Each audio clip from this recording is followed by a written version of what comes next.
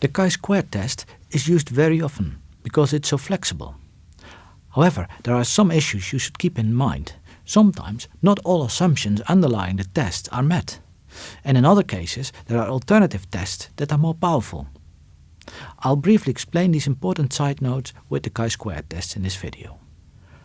An important assumption underlying the chi-squared test for independence is that the data are originating from a random sample to minimize the risk of misinterpreting the results. I'll give an example to show what may happen if data are not randomly sampled. Let's assume that it was extremely fashionable in England from the early Renaissance on to the Baroque period to paint fruits on still life paintings. Whereas in France, the painters had much more a habit of mixing various foods and artifacts. And in the Netherlands, they were more interested in flowers. If you would study the relationship among objects that were painted in the different art periods without taking a properly randomized sample from the three countries, you could, for instance, sample early Renaissance paintings from England, late Renaissance paintings from France, and Baroque paintings from the Netherlands. And on the basis of this, you would see a very strong association between art period and the object that was being painted. But you would in fact be considering the relation between country and object. In reality, there was no real variation among the different objects within each country. And if you had taken a random sample, the results would have pointed in that direction. My example may look somewhat extreme, but it's not. This lack of randomization in combination with overlooking important covariables occurs rather frequently. Keep in mind that, to avoid misinterpretation of the association among variables and ascribe certain relationships wrongly, it's important to use a random sample or a randomized experiment. Another important source of error when analyzing relationships between categorical variables is that the categories in both variables are not exclusive. Some cases may then be counted in multiple categories. As a result, the categories are then not independent anymore.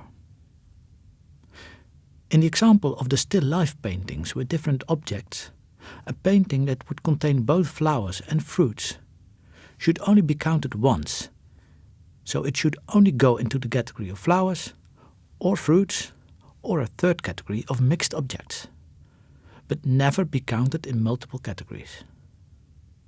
A similar error would be to use non-exhaustive categories.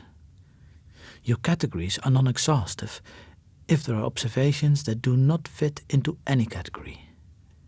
It would not be correct, for instance, to exclude paintings with both flowers and fruits because no suitable category was defined. The options would then be to either make suitable categories so that the painting always fits into one, or redefine the population that's being studied and from which the sample is taken.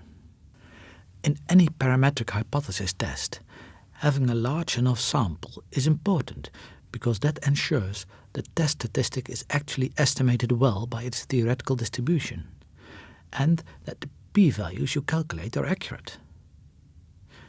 In the case of the chi-squared tests for independence and goodness of fit, the most frequently used guideline for the required sample size is to have in each cell an expected frequency of at least 5. In situations where you have some categories with frequencies that fall below 5, it is sometimes an option to aggregate categories. And otherwise, tests based on randomization do offer a good alternative to the chi-squared test. For 2x2 tables with low frequencies, Fisher's exact test is used as the standard. When interpreting the results from a chi-squared test for independence, the error is often made to regard a large value of the chi-squared statistic as equivalent to finding a strong association. This is a misuse of the statistic. The chi-squared statistic is increasing always with an increasing number of cells in a table, so it needs to be corrected for that effect. And this is what indices like Cramer's phi do. A final point I would like to discuss is about the correct interpretation of the chi-squared test. I will especially refer to the chi-squared test for goodness of fit. Let's start with this example. Here, an observed distribution is tested against a theoretical one. And a researcher conducts a goodness of fit test and gets a chi-squared value of 2.5. With 3 degrees of freedom, this gives a p-value of 0.47. So the researcher concludes, although the observed pattern of frequencies differs a bit from the pattern I expected from my theory, it doesn't differ significantly. So the theoretical relationship fits well. My theory is supported by the data. The mistake the researcher makes is contained in the phrase, my theory is supported by the data. The non-significant result from the test allows to conclude that this particular sample provides no evidence which contradicts the theory. But the absence of evidence to a hypothesis is not the same as positive evidence in support of an hypothesis. Suppose that another researcher had this hypothesis instead. Testing with a chi-squared test would have led to the same non-significant chi-squared value of 2.5. So also this researcher might have claimed, totally wrong, it's a fit, my theory is supported by the data. You could perhaps find more theoretical distributions that would not be rejected by the hypothesis test. But it would not be clear for which of these theories the data is actually providing support. Let's go one step further and assume that you would have not observed 60 cases, but 4 times as many, 240. The distribution of the result is exactly the same as before. But now the chi-squared value also becomes 4 times as high. In this case, it has a value of 10. And now its corresponding p-value would be 0.02, so that the null hypothesis of independence is in fact rejected. From this example, you can see that if you were using the outcome of non-rejection as support for a theory, you could simply make the sample size small enough to get the support you want. This has clearly nothing to do with evidence, but is an example of bad science. Let me summarize this point.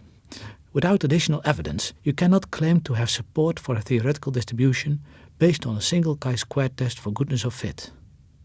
Of course, this general idea applies to all hypothesis tests. But this particular misinterpretation seems to prevail especially with the goodness of fit test. I hope you understood the following from this video. The data that's analyzed with a chi-squared test for independence should come from a random sample or a randomized experiment. And the categories of the 2 variables that are analyzed should be mutually exclusive and jointly exhaustive. Furthermore, the expected frequencies per cell should be large enough. You should use 5 as an absolute minimum. And finally, you cannot interpret the outcome that the null hypothesis of independence is not rejected as strong evidence in favor of independence.